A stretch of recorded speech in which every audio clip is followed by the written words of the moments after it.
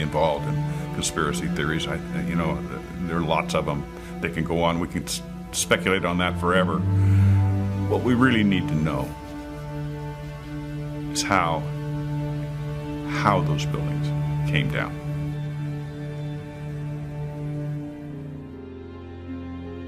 My husband Steve was 48 years old when he was killed on September 11th, 2001. He was in the North Tower on the 104th floor. There are so many unanswered questions, and that's scary to me. We never had answers. Nobody ever stopped to have a scientific investigation. A scientific investigation. A scientific investigation. Tribute lights in the New York skyline. An annual memorial to the lives lost on 9/11. Yet there's still more light that needs to shine, revealing truths that their family members deserve to know. September 11th, 2001, a day that changed history. 4 planes went silent and off course. 2 of those planes crashed into the World Trade Center Twin Towers. Several columns were severed, and the jet fuel ignited fires that spread over several floors. About an hour later, millions watched in shock as both towers were suddenly and rapidly destroyed, killing almost 3,000 people, for whom truth and justice may have yet to be served. Hi, I'm Richard Gage, AIA. Licensed architect of over 20 years and member of the American Institute of Architects. I'm founder of Architects and Engineers for 9/11 Truth, a nonprofit organization of well over 1,000 technical and building professionals. According to official government reports, the fires weakened the structural steel framing of both twin towers, leading to sudden, progressive, and total collapses. Unknown to most people, a third steel frame high-rise, World Trade Center 7, was also destroyed. Critical questions have been raised by more than 1,500 architects and engineers about the official explanations for the destruction of all 3 of these buildings. Along with more than 10,000 other concerned individuals, these professionals, collectively comprising more than 25,000 years of experience, have signed our petition. They're calling for a new investigation into the destruction of these 3 World Trade Center high-rises. This call is based on evidence that reveals a very different destruction scenario than reported by government engineers. As coherent sets of scientific facts are brought into focus by the experts, the data, and the witnesses in this film, you'll come to a much greater understanding of the events of 9/11 and will be in a position to draw your own informed conclusions.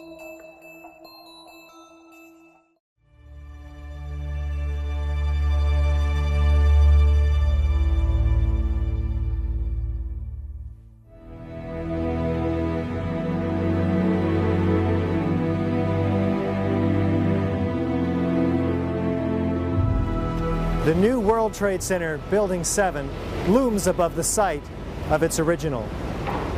Building 7 was a 47-story high-rise, not hit by an airplane. Yet it was the 3rd modern steel frame skyscraper to collapse rapidly and symmetrically on 9/11. It was a football field away from the North Tower and sustained minor damage from falling debris. Building 7's precipitous collapse was blamed on normal office fires.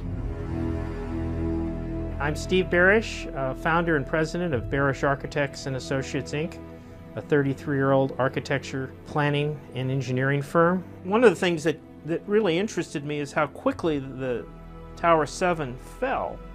It fell within 7 seconds approximately from top to bottom. This building was built in the mid-'80s and met all the codes at the time. From about 1965 until about 1985, most of my experience has been in high-rise, multi-story steel buildings. NIST would have us to believe that these were was a typical office fire, scattered office fires, if you will, that brought this building down. Since the mid-60s, I've tried to follow high-rise fires because they're something we worry a lot about as we design these buildings. And I'm not aware of any high-rise building that have come down as a result of fires. The coup de grace for me was when I found out that Building 7 had collapsed later that day. And when I saw Building 7 come down, to me, the fact that it looks like a perfect controlled demolition of an intact building.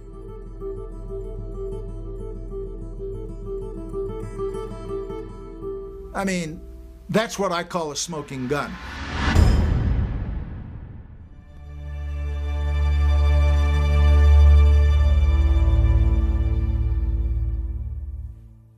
Was the structural steel from World Trade Center 7 preserved, documented, analyzed according to standard procedures for investigating engineering failures?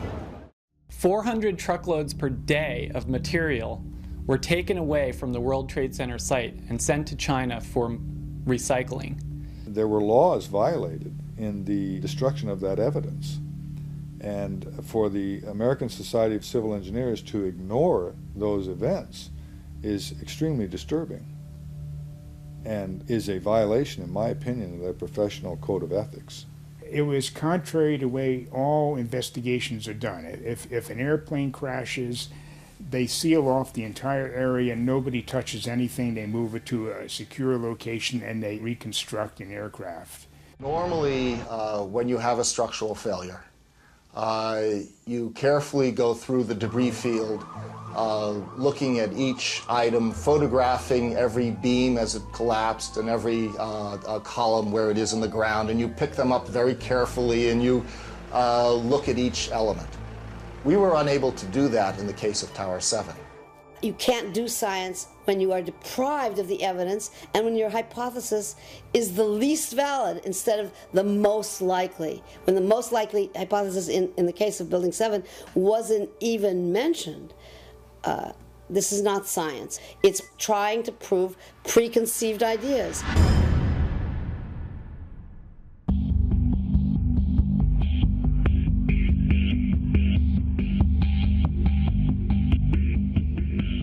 Was a proper investigation performed that might have revealed the use of accelerants or explosives in World Trade Center 7's destruction?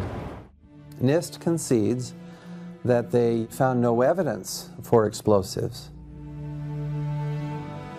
So then we asked them, well, did you look? And they said, no, we did not look for explosives or residues of explosives. Big explosion. Blew us back into the 8th floor. I'm okay, all right? Here, hold on. You want to call your mother or something? Just the fact that there were explosions means they need to be investigated. Keep your eye on that building as we coming down. The building is about to blow up. Moving back. We are looking back. There's a building about to blow up. We don't have the real story on what happened because there wasn't a proper investigation done.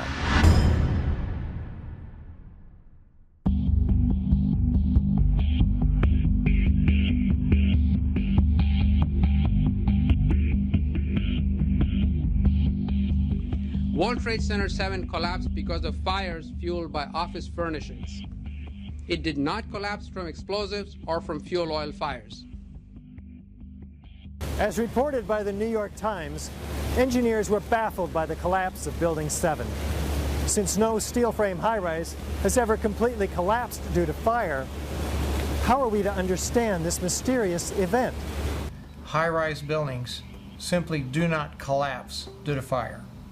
There has never been until 9/11 an experience where a high-rise building that was steel frame completely collapsed. There have been fires burned longer in similar structures without any collapse. This claims the fires were very large, very hot, and long-lasting, when in reality, observation, which has been researched by many people, shows these fires did not last very long. They were not in the locations where NIST claims they were at given times. I'm a fellow of the American Institute of Architects. For the 40-plus years that I've been practicing architecture, I've designed a variety of buildings from small houses to high-rise office buildings. Some of the high-rises that I've worked on are 1-shell and 2-shell here in Houston. I was project manager for a 22-story office building in Akron, Ohio. Later in the day, when World Trade Center 7 collapsed, they had already showed us pictures of a few fires in that building, and I mean, they weren't even raging. And how could that cause a building to collapse as if it were imploded? Couldn't happen.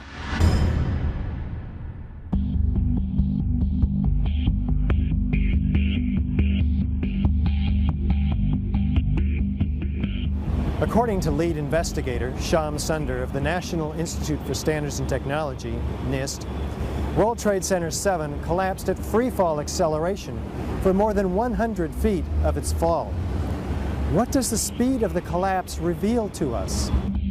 Essentially, in less than 7 seconds, Tower 7 came down upon itself. It's just like taking your car keys out and just dropping them. That's how fast the building came down, for over 100 feet. And the only way you can get that is when there's zero resistance. And so what we're looking at is a building just coming straight down, falling right through itself with zero resistance. Buildings don't have zero resistance, which is why you feel comfortable walking into a building.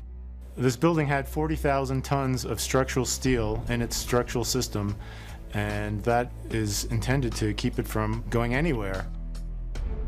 NIST is telling us that the building below it ceased to exist for the first few seconds of the collapse of the building. Well, things in physics just don't cease to exist and cease to resist the forces that are on them.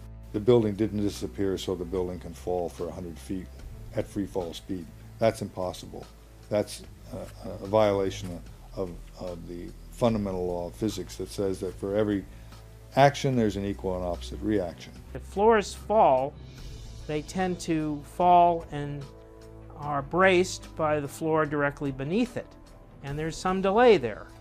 Because of redundancy, because of all the other columns in the building that were not affected. Even if a floor were to collapse, it still wouldn't be able to collapse all of the connections simultaneously at the rate that it did without secondary explosions.